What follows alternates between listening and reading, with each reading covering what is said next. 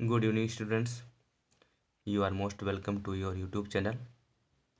Students, हमने कल जो है पैसेज 1 to 4 स्टडी की थी और आज हम पैसेज नंबर 5 पढ़ेंगे। ठीक है, तो देखते हैं।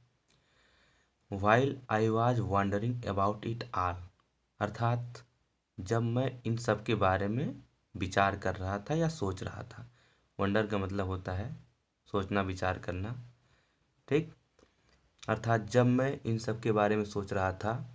M Hamel mounted his chair, mounted का मतलब होता है बैठना। ठीक है, M Hamel mounted his chair, अर्थात एम हैमेल अपनी कुर्सी पर बैठ गए, जो उसके टीचर थे फ्रेंच के। And in the same grave and gentle tone which he used which he had used to me, और in the same grave, grave का मतलब होता है गंभीर। ठीक है, एंड जेंटल टोन माने विनम्र आवाज़ से। कह रहा है कि और उसी गंभीर और विनम्र आवाज़ से, which he had used to me, जिस तरह से वे मुझसे बात किया करते थे या जिसका प्रयोग वे मेरे लिए किया करते थे। आप कह सकते हैं कि उसी गंभीर और विनम्र आवाज़ में जिस तरह से वे मुझसे बात किया करते थे। सेड, बोले, माई चिल्ड्रेन, मेरे बच्चों, this is the last lesson I shell give you, this is the last lesson I shell give you, अर्थात यह आखिरी पाठ है। आई शैल गिव यू, जो मैं तुम लोगों को पढ़ाऊँगा। The order has come from Berlin to teach only German in the schools of Alsace and Lorraine. The order अर्थात आदेश, हैज़ कम फ्रॉम बर्लिन यानी बर्लिन से आया, अर्थात आप कह सकते हैं कि the order has come from Berlin यानी बर्लिन से आदेश आया है। To teach only German in the schools of Alsace and Lorraine, यानी अल्सेक और लॉरेन के विद्यालयों में केवल जर्मन पढ़ाने के लिए, यानी जर्मन भाषा। ठीक है, यानी बर्लिन से आदेश आया है कि अल्सेक और लॉरेन के विद्यालयों में केवल जर्मनी भाषा पढ़ाने के लिए। The new master comes tomorrow, नया अध्यापक कल से आएगा। ठीक है, the new master comes tomorrow, यानी नया जो अध्यापक है वो कल से आएगा, यानी उनका जो था उस दिन विद्यालय में आखिरी दिन था और उस दिन ही जो भी उनको पढ़ाना था वे पढ़ाना चाहते थे। This is your last French lesson, यह तुम्हारा आखिरी फ्रांसीसी पाठ है। I want you to be very attentive, attentive का मतलब होता है ध्यान मग्न होना। तो कह रहे हैं कि आई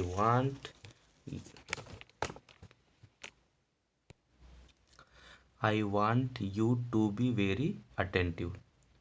अटेंटिव का मतलब होता है ध्यान मग्न होना। ध्यान रखिएगा, जो थोड़े से हार्ड वर्ड होंगे तो उसको आप लोग राइट कर लीजिएगा। I want you to be very attentive, यानी मैं चाहता हूँ कि तुम लोग बिल्कुल ध्यान से मेरी बात को सुनो। ठीक है, what a thunderclap these words were to me, thunderclap का मतलब होता है बिजली की गर्जना जैसे। ठीक है, यानी गड़गड़ाहट आप कह सकते हैं। What a thunderclap these words were to me, यानी ये जो शब्द थे ये मेरे लिए बिल्कुल बिजली की गर्जना जैसे थे, यानी गड़गड़ाहट जैसी आवाज़ हुई उसको लगा। ठीक है, यानी ये शब्द मेरे लिए बिल्कुल बिजली की गर्जना जैसे थे। ठीक है, ओह द रेचेज, रेचेज का मतलब होता है अभागे। ठीक है, that was what they had put up at the town hall. Oh अर्थात अरे, द रेचेज यानी अभागो, अरे अभागो। That was what they had put up at the town hall, मतलब सभागार जानते हैं। अरे अभागो, यही वह बात थी या खबर थी जो वे सभागार में लगाए थे, पुटअप किए थे, नहीं लगाए थे। माई लास्ट फ्रेंच लेसन, मेरा आखिरी फ्रांसीसी पाठ। वाई, क्यों। I hardly knew how to write, मैं मुश्किल से तो इसे लिखना सीख पाया था। I hardly knew how to write, मैं मुश्किल से तो इसे लिखना सीख पाया था। I should never learn any more, ठीक है, यानी मैं अब इसे और अधिक नहीं सीख पाऊंगा। I must stop there then, यानी मुझे इसे तभी छोड़ देना चाहिए। ठीक है, मुझे इसे तभी छोड़ देना चाहिए। ओह अरे, how sorry I was for not learning my lessons, कह रही अरे हाउ सॉरी आई वॉज, मुझे कितना खेद है, for not learning my lessons, अपना पाठ ना याद करने के लिए, ठीक है, यानी मुझे अपना पाठ ना याद करने के लिए बहुत ही खेद है। फॉर सीकिंग बर्ड्स एग्स, ठीक है, अर्थात आप कह सकते हैं क्योंकि मैं उस समय क्या कर रहा था, चिड़ियों के अंडे ढूंढ रहा था। सीक में ढूंढना होता है, ठीक है। Or going sliding on the Saar, slide का मतलब होता है फिसलना, जानते हैं। और ऑन द सार, सार क्या है, एक नदी का नाम है, ठीक है। कह रहे or going sliding on the Saar, या मैं सार नदी पर क्या कर रहा था, फिसल रहा था, ठीक है। आप ऐसे भी बोल सकते हैं, अरे मुझे अपना पाठ ना याद करने के लिए, ठीक है, और सार नदी पर फिसलने के लिए तथा चिड़ियों के अंडे ढूंढने के लिए बहुत ही खेद है, ठीक। माई बुक्स, मेरी किताबें, that had seemed such a nuisance, nuisance का मतलब होता है बकवास, ठीक है, खराब भी कह सकते हैं, ठीक। मेरी किताबें, that had seemed such a nuisance, जो, ठीक है, बिल्कुल बकवास लगती थी। ए वाइल एगो, यानी कुछ समय पहले। तो आप कह सकते हैं कि मेरी किताबें जो कुछ समय पहले बिल्कुल मुझे बकवास या बिल्कुल ख़राब लगती थी। सो हैवी टू कैरी, जिन्हें ले जाना, ठीक है, जिन्हें ले जाना मुझे बहुत ही भारी लगता था। माई ग्रामर, मेरी ग्रामर यानी मेरी व्याकरण की किताब। And my history of the saints, और मेरे सन्यासियों का मेरा इतिहास, ठीक है, सन्यासियों का मेरा इतिहास। वेयर ओल्ड फ्रेंड्स नाउ, अब ये सब मेरे पुराने मित्र हो गए, ठीक है। That I could not give up, और मैं इन्हें कभी छोड़ नहीं सकता था, ठीक है, और मैं इन्हें कभी छोड़ नहीं सकता था। एंड एम हेमल टू, और एम हेमल को भी, ठीक है। The idea that he was going away, यह विचार, द आइडिया मतलब यह विचार, that he was going away, कि वह दूर जा रहे थे, यानी हम लोगों को छोड़ के जा रहे थे। That I should never see him again, ठीक है, और हम उन्हें अब दोबारा नहीं देख पाएंगे, ठीक, हम उन्हें दोबारा नहीं देख पाएंगे। Made me forget all about his ruler and how cranky he was, ठीक है। तो ये सारी चीज़ें कह रहा है कि made me forget all about his ruler, यानी उनके डंडे के बारे में, and how cranky he was, और वह कितने बदमिजाज थे। क्रैंकी का मतलब होता है बदमिजाज, ठीक है, उनके डंडे के बारे में और वह कितने बदमिजाज थे, इन सब के बारे में भूलने के लिए मुझे मजबूर कर दिया, ठीक है। तो आप समझ सकते हैं, कह रहे कि और यह विचार कि वह हमें छोड़ के जा रहे थे या दूर जा रहे थे और हम उन्हें कभी दोबारा नहीं देख पाएंगे, उनके डंडे के बारे में और वह कितने बदमिजाज थे, इन सब के बारे में मुझे भूलने के लिए मजबूर कर दिया था। सो स्टूडेंट, हमने पैसेज नंबर 5 पढ़ लिया, और इसको आप अगर आराम से धीरे धीरे करके स्लो मोशन में पढ़ेंगे तो बहुत ही अच्छी तरह समझ में आएगा। अब हम नंबर 6 को पढ़ते हैं, देखते हैं। पुअर मैन, मतलब बेचारा आदमी।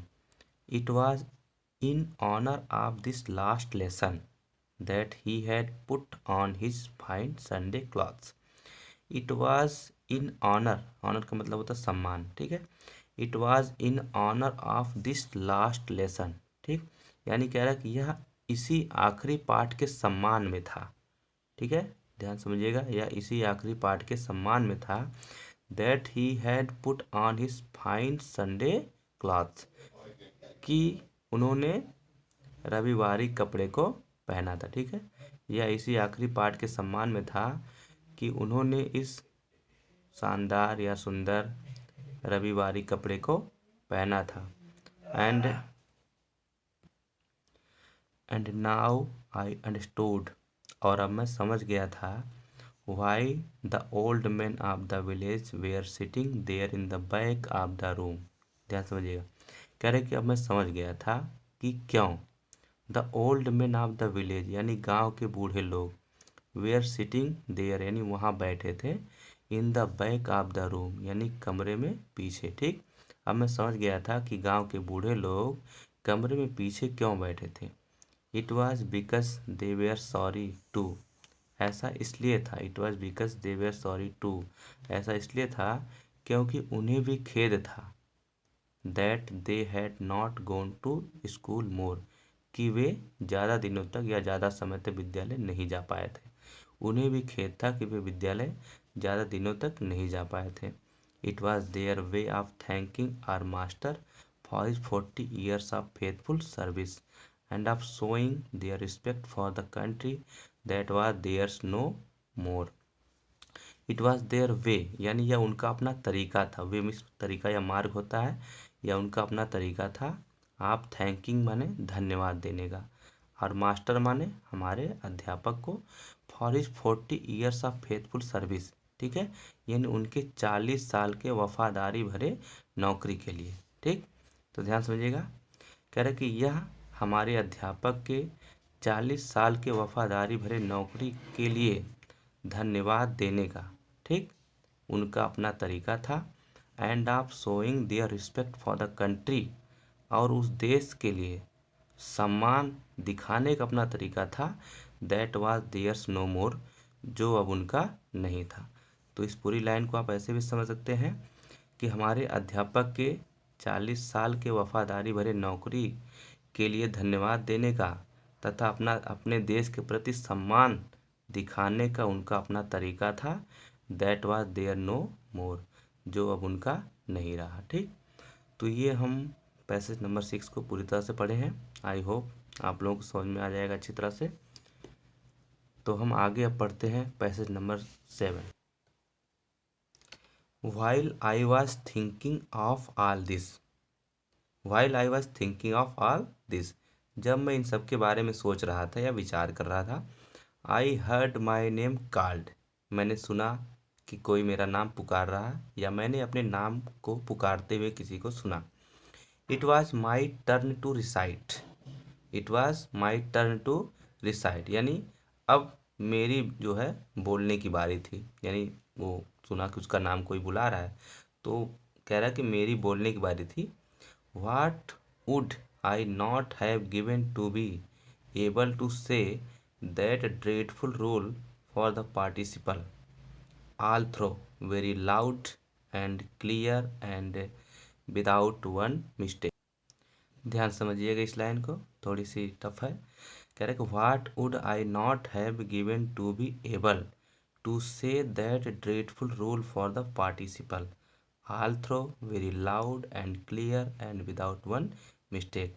कह रहे कि पार्टिसिपल के, ध्यान समझिएगा, पार्टिसिपल के ड्रेडफुल माने खतरनाक या भयानक, पार्टिसिपल के भयानक नियम को, ऑल थ्रो माने पूरी तरह से, ठीक, वेरी लाउड माने बहुत ही जोर जोर से, एंड क्लियर और स्पष्ट आवाज में, एंड विदाउट वन मिस्टेक और बिना एक भी गलती किए। ठीक, तो कह रहे हैं कि पार्टिसिपल के भयानक नियम को पूरी तरह से, जोर जोर से और बिल्कुल स्पष्ट आवाज में तथा बिना कोई गलती किए सुनाने में एबल यानी समर्थ होने के लिए मैं क्या कुछ करने के लिए तैयार नहीं था। ध्यान समझिएगा मेरी बात को, कह रहे कि पार्टिसिपल के भयानक नियम को, ठीक है, पार्टिसिपल के भयानक नियम को पूरी तरह से तथा बहुत जोर जोर की आवाज में और स्पष्ट और बिना गलती किए सुनाने के लिए या सुनाने में समर्थ होने के लिए मैं क्या कुछ करने के लिए तैयार नहीं था। But I got mixed up on the first words and stood there holding on to my desk. I got mixed up on the first words, कह रहा है लेकिन मैं पहले ही शब्द पर, ठीक है, मैं पहले ही शब्द पर क्या गया, मिक्स्ड अप हो गया, नहीं उलझ गया, फंस गया। ठीक है, बेचारा बोलना तो चाहा कि मैं आज पूरी तरह से सुना दूंगा, हालांकि उसको आता तो था नहीं, लेकिन फिर भी वो अपने मन में सोचा कि मैं पूरी तरह से स्पष्ट आवाज़ में और बिना गलती के सुनाने के लिए क्या कुछ करने को तैयार नहीं था।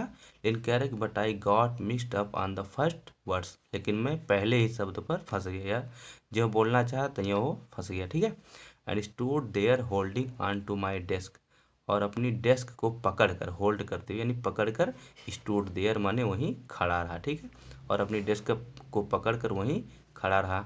माई हार्ट बीटिंग, मेरा हृदय धड़क रहा था तेजी से। ठीक, and not daring to look up, और मैं ऊपर देखने का साहस नहीं कर पा रहा था। ठीक है, तो चलिए एक बार इसको फिर से देखते हैं। ठीक, while I was thinking of all this, जब मैं इन सब के बारे में सोच रहा था, I heard my name called, मैंने अपने नाम को पुकारते हुए सुना। It was my turn to recite, अब मेरी बारी बोलने की थी। What would I not have given to be able to say that dreadful rule for the participle all through very loud and clear and without one mistake. कह रहे कि participle के खतरनाक नियम को पूरी तरह से, जोर जोर से और स्पष्ट आवाज में तथा बिना कोई गलती किए सुनाने में समर्थ होने के लिए मैं क्या कुछ करने के लिए तैयार नहीं था। But I got mixed up on the first word, किंतु मैं पहले ही शब्द पर उलझ गया। And stood there holding on to my desk, और अपनी डेस्क को पकड़ करके वहीं खड़ा रहा। माई हार्ट बीटिंग, मेरा हृदय जोरों से धड़क रहा था। And I not daring to look up, और मैं ऊपर देखने का साहस नहीं कर पा रहा था। ठीक है, तो इस तरह से हम लोग ये पैसेज नंबर 7 को हमने पढ़ा। ठीक है, तो आई होप आप लोगों को समझ में आया होगा। इसको अच्छी तरह से देखेंगे तो बहुत अच्छा है। और इसके बाद हम पैसेज नंबर 8 को पढ़ते हैं। ठीक है, देखिए, आई हर्ड एम हेमल से टू मी, मैंने सुना एम हेमल मुझसे कहते हैं। ठीक, या आप ऐसे भी कह सकते हैं, मैंने एम हेमल को मुझसे कहते हुए सुना। आई वुड नॉट स्कोल्ड यू, मैं तुम्हें डांटूंगा नहीं। एम हेमल कहते हैं I would not scold you, मैं तुम्हें डांटूंगा नहीं। तो इस पैसेज को फिर से देखते हैं। आई हर्ड एम हेमल से टू मी, मैंने सुना कि एम हेमल मुझसे कहते हैं I would not scold you little French. कह रहे कि आई वुड नॉट स्कोल्ड यू, मैं तुम्हें डांटूंगा नहीं। लिटिल फ्रेंच यानी छोटे फ्रेंच, यानी छोटे फ्रेंच, मैं तुम्हें डांटूंगा नहीं। You must feel bad enough, तुम्हें ज़्यादा बुरा लगेगा या तुम्हें पर्याप्त बुरा लगेगा। सी हाउ इट इज, देखो यह कैसा है। Every day we have said to ourselves, every day अर्थात प्रत्येक दिन, we have said to ourselves यानी हमने अपने आप से कहा है, वाह, अरे, I have plenty of time, मेरे पास तो पर्याप्त समय है। जैसे सभी लोग कहते हैं कि आज नहीं सीखेंगे, कल सीख लेंगे, बाद में पढ़ लेंगे, अभी क्या है। तो ये सेम स्थिति यहाँ पे भी सेम कंडीशन है। कह रही कि वाह, I have plenty of time, मेरे पास पर्याप्त समय है। I shall learn it tomorrow, मैं इसे कल सीख लूँगा। ठीक है, and now you see where we have come, और अब तुम लोग देखते हो where you have we have come, कि हम लोग कहाँ आ गए। ठीक है, कह रहे कि नाउ यू सी, और अब आप देखते हैं वेयर वी हैव कम, कि हम कहाँ आ गए हैं। ठीक है, आह, अरे, that's the great trouble with Alsace, कह रहे कि that's the great trouble with Alsace, अरे, यही अलसेक की बड़ी परेशानी है। ठीक है, कह रहे कि यही अलसेक की बड़ी परेशानी है। She puts off learning till tomorrow, she puts off learning till tomorrow, यानी यह सीखने का काम कल पर छोड़ देती है। ठीक है, यह सीखने का काम कल पर छोड़ देती है। Now those fellows out there will have the right to say to you, correct, now those fellows out, है ना, दोज फेलोज आउट यानी अब बाहर के लोगों को भी there will have the right to say to you, आपसे यह कहने का अधिकार होगा। कह रहे कि अब बाहर के लोगों को भी आपसे यह कहने का अधिकार होगा। हाउ इज इट, यह कैसे है। You pretend to be Frenchman, आप लोग अपने आप को फ्रांसीसी होने का दिखावा करते हैं। And yet you can neither speak nor write your own language, और फिर भी आप लोग ना तो अपनी भाषा बोल सकते हैं और ना ही लिख सकते हैं। तो ये कह रहे हैं कि अब बाहर के लोगों को भी यह कहने का अधिकार होगा कि यह कैसे है, आप लोग अपने आप को फ्रांसीसी होने का दिखावा करते हैं और फिर भी आप ना तो अपनी भाषा बोल सकते हैं और ना ही लिख सकते हैं। But you are not the worst poor little French, कह रहे कि but you are not the worst poor little French, कह रहे किंतु छोटे फ्रेंच, तुम ही लोग खराब नहीं हो, या तुम ही लोग इसके दोषी नहीं हो, है ना।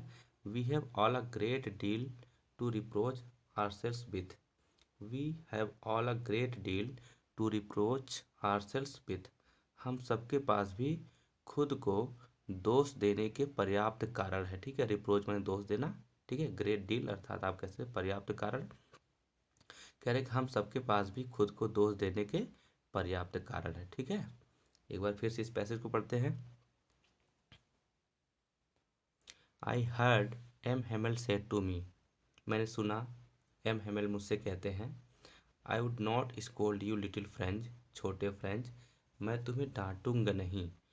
ठीक है, you must feel bad enough, तुम्हें पर्याप्त बुरा लगेगा। सी हाउ इट इज़, देखो यह कैसे है। Every day we have said to ourselves, प्रत्येक दिन हमने आपसे अपने आप से कहा है, वाह अरे, I have plenty of time, मेरे पास तो पर्याप्त समय है। आई लर्न इट टुमारो, मैं इसे कल सीख लूँगा। And now you see where we have come out, और अब आप देखते हैं कि हम लोग कहाँ आ गए। Ah that's the great trouble with Alsace, अरे यही अलसेक की बड़ी परेशानी है।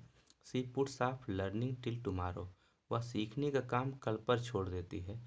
नाउ दोज फेलोज आउट, कह रहे कि अब बाहर के लोगों को भी there will have the right, यह अधिकार होगा, टू से टू यू, आपसे यह कहने का, अर्थात अब बाहर के लोगों को भी आपसे यह कहने का अधिकार होगा।